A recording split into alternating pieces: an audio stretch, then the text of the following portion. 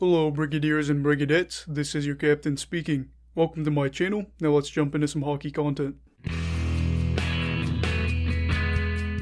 Hello everyone, we will be doing a series review of the Carolina Hurricanes against the Tampa Bay Lightning. Before we start, please make sure to subscribe if you have not. Like this video if you enjoyed it. So, just talking about this, which was the first time I wasn't able to do this because I was doing a live stream last night of the Avs Lightning or the Golden Knights game. So we will just talk about this. The Lightning won the series against the Hurricanes in 5 games, and they'll advance to the third round of the playoffs for the third time in 4 years. For the Central Division champ Carolina Hurricanes, though, they've been knocked out of the second round for the first time, I believe, in the Carolina Hurricanes edition of the franchise. Now, Carolina was the top seed coming into this series, but they leave again out of the playoffs with another tough loss against a contending team. And let's focus on what went wrong for the Hurricanes during this series. So a big thing was the goaltending, and I don't think it was awful, but, Mrazek, he only had 2 appearances, one good, one really bad, where he gave up 6 goals, and that was a game where Tampa Bay had 6 power play opportunities, put 3 of those in the net. And then you have Alex Nedeljkovic, who didn't have a bad series himself. I think there was some times where it was like, oof, but overall pretty good series.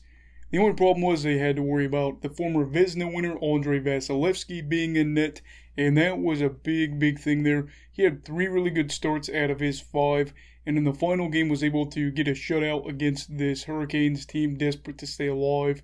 You hate to see it, especially if you're a team that's going to be eliminated if you lose, but Vasilevskiy steps up in the moment.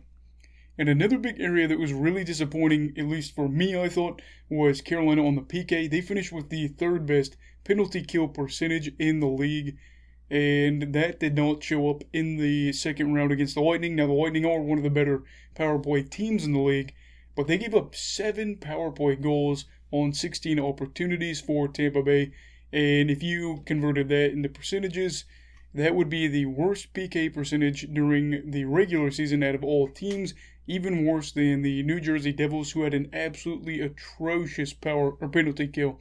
So that was a big thing there. The penalty kill didn't step up like I thought it should have. And then, you give up 1 power play goal in at least 4 out of the 5 games, that's going to hurt you.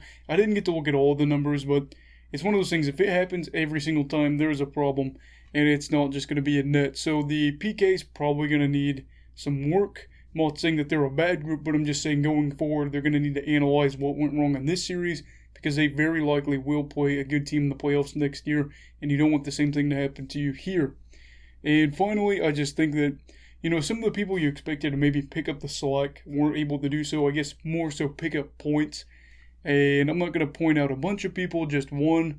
And it's not even to say he had a bad series. He actually had a pretty good series all around. Martin Necas played really well in this series, but he was one of the few Carolina Hurricanes that struggled to pick up points in this, Dougie Hamilton being another one. Even though he averaged .77 points per game in the regular season, he only averaged, or actually didn't get a single point in this playoffs.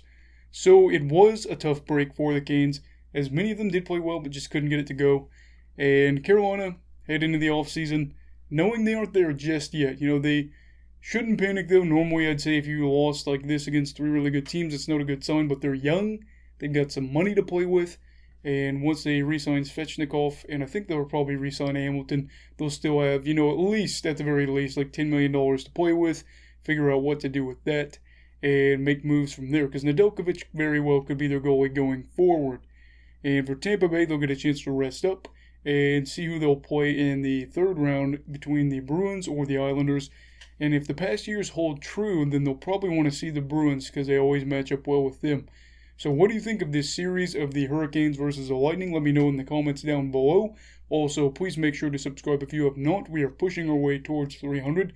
Make sure to like this video. Everybody stay safe, have a great day, and stay away from COVID, alright? Goodbye, Brigadiers and Brigadettes. This is your captain signing off. Have a great night.